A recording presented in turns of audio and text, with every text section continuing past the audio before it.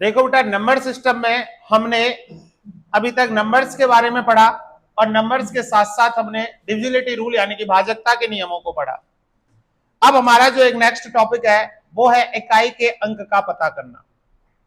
इकाई के अंक की बात करें तो इकाई के अंक में अगर आपको कोई एक संख्या दे रखी है, जैसे इसके नाम याद रखें बेटा, एग्जाम में कई बार इकाई अंक, मात्रक अंक, अंतिम अंक, एकक अंक, सबका मतलब एक ही है। इकाई अंक, मात्रक अंक, अंतिम अंक, एकक अंक, और वैसे ये वंश प्लेस पर होता है। बात करें यहां पर कि इकाई के अंक के लिए मैं एक नंबर लिख रहा हूं, जैसे हमने यहां पर लिखा 726 647, और आपसे इसमें पूछा इकाई का अंक, तो आपने क्या किया, तुरंत 7 को देखा और पीछे वाला अंक आपका क्या हो गया, इकाई अंक हो गया। लेकिन कई बार क्या होता है बेटा, एक से अधिक संख्याएं आ जाएं और तब आपसे वह इकाई का अंक पूछता है, तो ये हमारा मेन उद्देश्य है। जैसे मेरे पास कोई नंबर आया 321 411 502, और अब आपसे पूछ रहा है कि इसका मल्टीप्लाई करने पर आपका इकाई अंक क्या आएगा। सबसे पहली बात तो यह है कि इसके अंदर जो ऑपरेशन हो रहा है, जैसे यहां मल्टीप्लाई हो रहा है या प्लस होगा या माइनस होगा, तो आपको वही ऑपरेशन करना है। जो ऑपरेशन हो रहा है वही आपको करना है, और इसके अंदर आपका जो इकाई अंक है केवल आपको उसे ही लेना है। इनके इकाई अंक, इसका नंबर इकाई अंक 2, इसका इकाई अंक 1 और इसका इकाई अंक 1, ये हमने यहां पर ले लिए। अब यहां जो हो रहा है मल्टीप्लाई, तो आप क्या करोगे, मल्टीप्लाई करोगे। एक का 1 से मल्टीप्लाई किया 1 और 1 का 2 से मल्टीप्लाई किया तो आपका क्या आ गया, 2। तो कहने का मतलब यहां पर आपका सीधा सीधा सा है, अगर आपसे कोई भी इकाई का अंक पता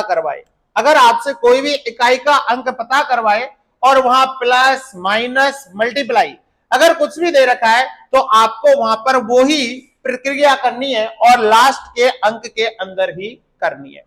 लेकिन कई बार क्या होता है बेटा, एक तो छोटा सा काम आपको याद रख लेना है, अगर किसी संख्या का इकाई अंक 0 156 है, 0 156 यानी कि 0 है, 1 है, 5 है और 6 है, उसके साथ अगर हम मल्टीप्लाई करेंगे तो 0 का 0 से मल्टीप्लाई करेंगे तो 0 आएगा, 5 का 5 से मल्टीप्लाई करेंगे तो 25 आएगा जिसका इकाई अंक 5 होगा, और 6 का मल्टीप्लाई 6 से करेंगे तो 36 आएगा।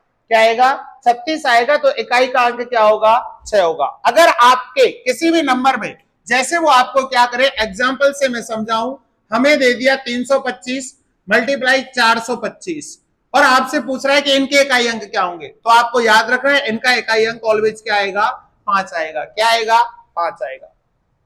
ये था प्लस माइनस मल्टीप्लाई का इंट्रोडक्शन। लेकिन एग्जाम में कभी भी आपसे इस तरीके के इकाई के अंक पूछने के चांस कम होते हैं। वह आपसे जो इकाई का अंक पूछता है वो पावर्स के रूप में पूछता है। क्या करता है, पावर्स के रूप में पूछता है। जैसे मेरे पास एक नंबर है 517 की पावर 26, और आपसे पूछा कि इसका इकाई अंक क्या होगा, 517 की पावर 26, और आपसे पूछ रहा है कि इसके इकाई अंक क्या होंगे। तो आपको क्या करना है, जिसकी जो ये पावर दे रखी है, सबसे पहले आपको इस पावर को नीचे लिखना है, और इस पावर में आपको क्या करना है, 4 का डिवाइड देना है। कितने का डिवाइड देना है, पावर में, यानी कि पावर बोले या बोले इसको घात या बोले इसको डिग्री, क्या बोले, डिग्री। इसमें आप ऑलवेज कितने का डिवाइड दोगे, 4 का। कितने का डिवाइड दोगे, 4 का।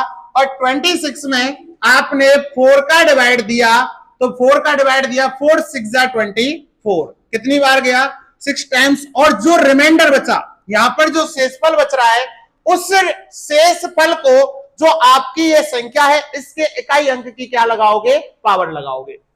तो यहां क्या बच रहा है, 2 बच रहा है, तो 2 की आपने यहां पर क्या लगा दी, पावर लगा दी। यानी कि लास्ट के अंक में जो रिमाइंडर बचता है इसकी आपको क्या लगानी है, पावर लगानी है। और आपको याद रख लेना है 7 का स्क्वायर कितना होगा, 49। तो आपका इकाई का अंक कितना आएगा, 9 आएगा। सबसे पहली बात यहां पर आपको 2 चीज याद रखनी है कि आपको क्यूब तक याद करना है। क्यूब आपको याद करने, क्योंकि 3 से ज्यादा तो रिमाइंडर बचेगा ही नहीं। 4 का डिवाइड दे रहे हैं तो 3 से ज्यादा रिमाइंडर बचता ही नहीं है।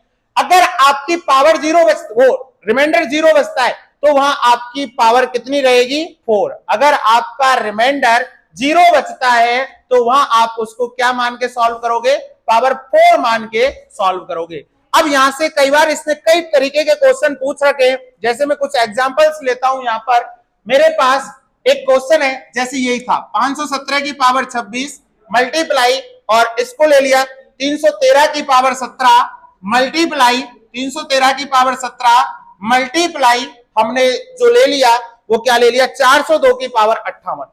क्या ले लिया 402 की पावर 58। और अब आपसे वो पूछ रहा है कि इसका इकाई अंक क्या होगा। तो सबसे पहला काम आपका है, जो पावर है उसमें 4 का डिवाइड दो।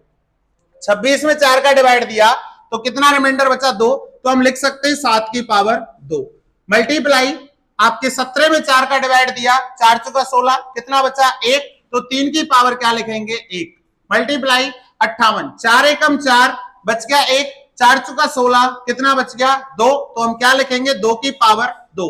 अब इसका क्या करें 49, 3 की पावर 1 3 और 2 की पावर 2 4, और अब लास्ट डिजिट को लेंगे 9 3 4, 4 तिया 12 और इंटू 9, 12 नंबे 108, तो इकाई अंक क्या आया 8। तो ये है इकाई के अंक का पता करना। सबसे पहले आपको मैं बता दूं कि इकाई अंक जब जब पूछता है, ये क्वेश्चंस एग्जाम में बनते हैं पावर वाले, तो आपको क्या करना है कि जो पावर दे रखी है उसमें 4 का डिवाइड देंगे। कितने का डिवाइड देंगे 4 का डिवाइड देंगे, और जो रिमाइंडर बचेगा उसकी लास्ट डिजिट की क्या लगाएंगे पावर लगाएंगे, और फिर उसको जैसे सॉल्व करते हैं वैसे ही सॉल्व करेंगे। अब बात आती है कि जिसकी पावर और रिमाइंडर कुछ नहीं बच रहा है तो वहां क्या करें, तो वहां आप कितनी पावर लगाओगे 4 पावर लगा के उसको क्या करोगे सॉल्व करोगे। तो यहां से यही क्वेश्चन आता है इकाई के अंक का पता करना। यह था इकाई